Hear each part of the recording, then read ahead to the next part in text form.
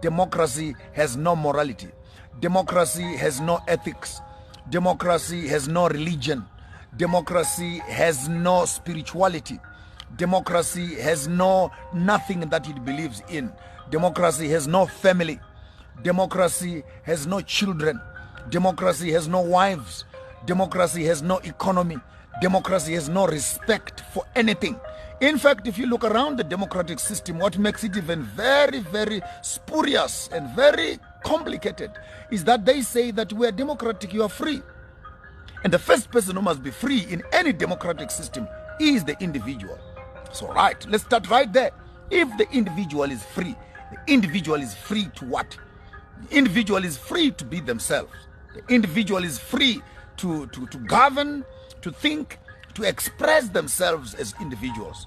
But alas, when you look at all the democratic system, the individual is not free.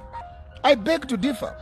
There's no African person who can say that this is our democracy, because the very concept of democracy is not owned by black people. It is a foreign plant on the African soil. When they say we are democratic and we are free to what? We are free to act like whites. We are free to eat like whites. We are free to worship like whites. We are free to dance like whites. We are free to buy like whites. We are free to work like whites. We are free to be educated like whites. We are free to suffer while white people are supervising the suffering. And that is democracy. You are free to vote, but you don't vote for your own freedom.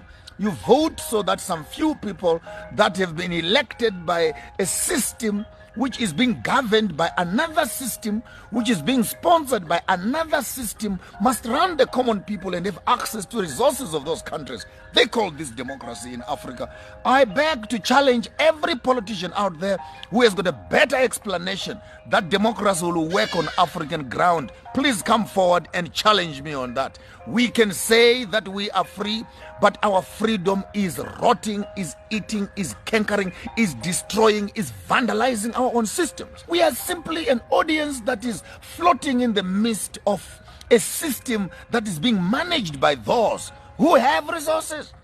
I want to say it very clearly, that poor people have no choices. Poor people have no choices. Choices are for the rich people. So show me a democratic system that allows common people to be rich.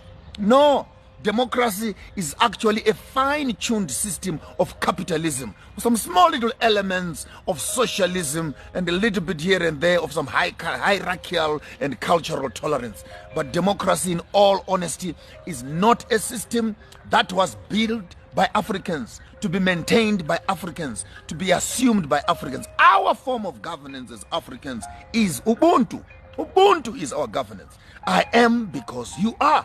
It does not make sense that Africa can have so many resources, yet Africa still languishes in poverty. We have banks that we don't own. We have education systems that we don't own. We have curriculums that we never wrote. We have political parties that don't service our own interest as people. We have passports. They don't give us access to other countries. They have access to our countries. We don't have access into their own countries. And that's supposed to be democracy. They have embassies in our own countries, and yet they put the same countries in sanctions. What sort of a system are we talking about if we are to be addressing the issues of African democracy? African democracy is a crippled child who is sitting on a wheelchair, a paraplegic wheelchair.